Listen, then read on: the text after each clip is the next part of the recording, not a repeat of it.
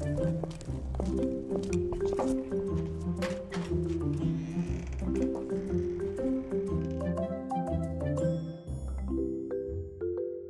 I'm Trish Rigg. I'm from Portland School, and I am the head of the history department as well as curriculum coordinator for the entire school. We're really right here, not too far from the Suffolk border.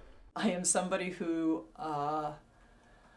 didn't really understand how helpful it would be to be able to see with my own eyes what somebody else is doing in their class. Hi, how are you? When Simon came, this was a huge initiative that he had brought with him. I am the head of school here at Portledge School.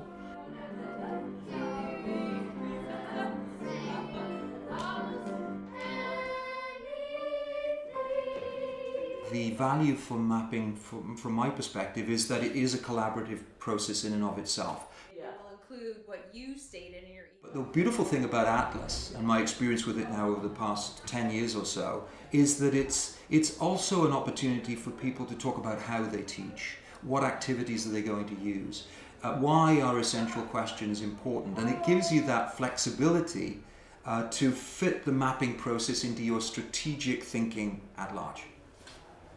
We're very purpose-driven. As educators, as teachers, I will be resistant to doing most things I'm asked unless I can identify the purpose. When you have an independent school that has 3 different divisions, and when the kids come to the middle school, and the 6th grade teachers are like, well, how come they don't know how to write a 5-paragraph essay? And the 4th grade teacher and the 5th grade teacher are like, well, we did that.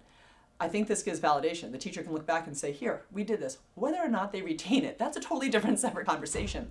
But I really do think it will give that validation to the teachers, that they can sit there and look back at their breadth of work and say, I did do this, and I think I did it well. I said, there are just things that I think we need to do better, because there is a group of students that's entering the school in 9th grade that they have a set of skills where I'm not seeing that in the kids that have been up here. It doesn't mean they don't get them. It's those kinds of conversations, I think, that are generative and lead to a teacher perhaps going back to the classroom and thinking about those conversations and how they may inform their instruction. We spent the entire time, the 40-minute period that I was up there for, just analyzing that one paragraph and drawing connections to the things, because they're in 8th grade, they were doing manifest destiny, they were doing all these different things. Because to me, the importance of curriculum mapping is around student learning. The outcome needs to be, again, not in and of itself that we have this wonderful map that'll sit on a shelf, but we want a living, breathing document that is going to impact instructional practice. And to that end, I think the mapping dialogue is essential.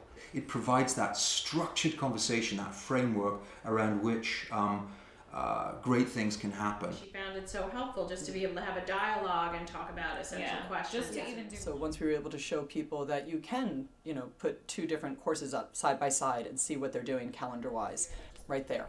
There's a conversation that you can have. Do you have any? I hear more about, I noticed you were doing this in your course.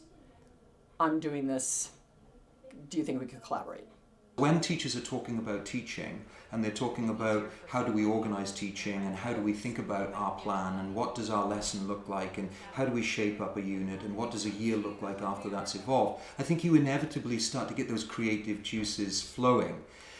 And I think building a culture of understanding around curriculum design and development and mapping is a lengthy process. So I do believe that while that's never complete, I don't think that dialogue's ever over. I think that we've made great strides in terms of developing a culture of understanding around why this work is very important, and that's brought with it its own sort of collaborative opportunity. I am much more thoughtful and reflectful in planning. It's the reflection. Maybe that'll be a little bit next year where we're reflecting more on how you taught it. So this gives me a tool to really sort of slow down and think, why am I doing this? The research is pretty clear around curricular development is going to enhance student learning. So why not give it a try and see if in fact you notice that happening in your own classroom. So the mapping process, if done properly, ultimately results in an enhanced level of student learning, and that's why you need to do it.